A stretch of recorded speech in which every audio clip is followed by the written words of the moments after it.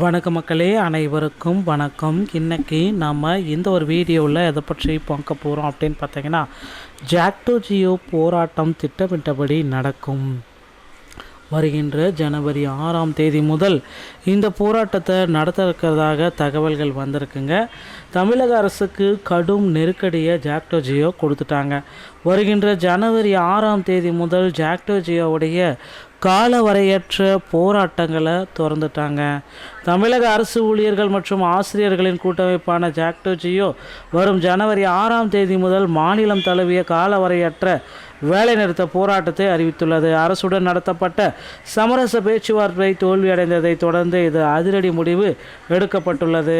தலைமை செயலகத்தில் நேற்று அமைச்சர்கள் ஏவா வேலு, தங்கம் தென்னரசு மற்றும் அன்பில் மகேஷ் பொய்யாமொழி ஆகியோருடன் ஜாக்டோ ஜியோ நிர்வாகிகள் முக்கிய ஆலோசனை நடத்தினர். பல மணி நேரம் நீடித்த இந்த பேச்சுவார்த்தையில் ஊழியர்கள் அடிப்படை கோரிக்கைகள் குறித்து அரசு தரப்பில் உறுதி அளிக்கப்படவில்லை. இதனால் அதிருப்தி அடைந்த நிர்வாகிகள் போராட்டத்தை தீவிரமடைந்த தீர்மானிச்சிருக்காங்க. ஸோ ஜாக்டோ ஜியோ போராட்டத்திலுடைய முக்கிய அம்ச கோரிக்கைகள் 10 அம்ச கோரிக்கைகள் வச்சுருக்காங்க. அதில் முன்னாடி இருக்கிற முக்கிய 10 அம்ச கோரிக்கை என்னென்ன அப்படின்னா, புதிய ஓய்வூதிய திட்டத்தை ரத்து செய்து தேர்தல் வாக்குறுதிப்படி மீண்டும் பழைய ஓய்வூதிய திட்டத்தை அமல்படுத்தணும். பள்ளிகள் மற்றும் அரசு துறைகளில் காலியாக உள்ள லட்சக்கணக்கான பணியிடங்களை உடனடியாக நிரப்பப்பட வேண்டும். இடைநிலை ஆசிரியர்களுக்கான ஊதிய முரண்பாடுகளை களைந்து நியாயமான ஊதியம் வழங்க வேண்டும். முடக்கி வைக்கப்பட்டுள்ள ஈட்டிய விடுப்பு, சரண்டர் லீவ் மற்றும் அகவிலைப்படி நிலுவைத் தொகையை உடனடியாக வழங்கணும் அப்படின்னு சொல்கிறாங்க.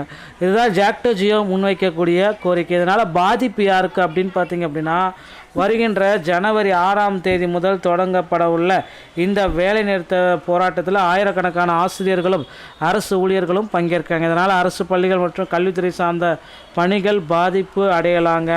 வருவாய்த்துறை, உள்ளாட்சித்துறை முக்கிய அலுவலகங்களின் இயக்கம் முடங்கும் அபாயம். பொதுமக்களுக்கு அத்தியாவசிய அரசு சேவைகள் பெறுவதில் சிக்கல் ஏற்படலாம். ஜனவரி 6ஆம் தேதிக்குள் மீண்டும் அரசு பேச்சுவார்த்தை நடத்தி சுமூக தீர்வு காணுமா அல்லது போராட்டம் வலுப்பெறுமா என்பது பெரும் எதிர்பார்ப்பை ஏற்படுத்தியிருக்குங்க.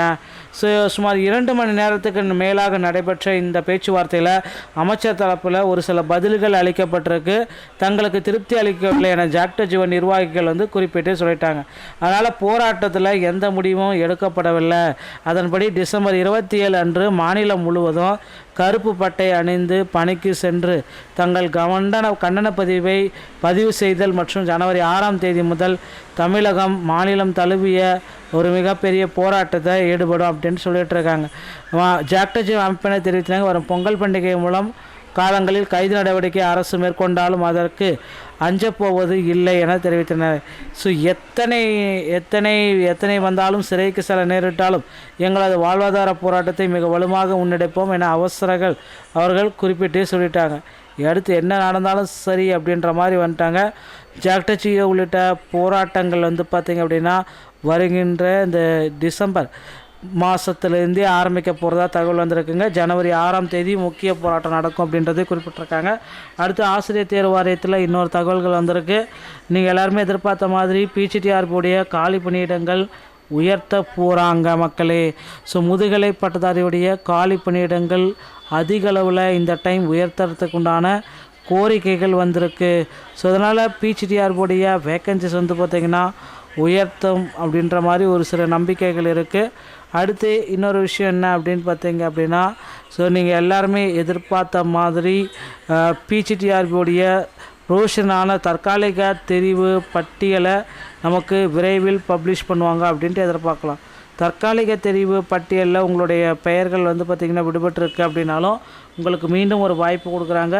ஸோ திரும்பவும் பார்த்திங்கன்னா இசை மையத்துக்கு சென்று உங்களுடைய டாக்குமெண்ட், உங்களுடைய பெயர்களை அப்லோட் பண்ணிக்கலாம் அப்படின்ற மாதிரி முக்கியமான குறிப்பிட்டு சொல்லியிருக்காங்க.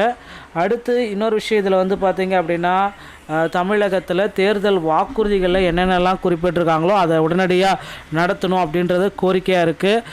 தற்காலிக ஆசிரியர்கள், பகுதி நேர ஆசிரியர்கள் 2013 டெட் பேட்சுக்குண்டான போஸ்டிங்கு எல்லாமே போட போகிறாங்க.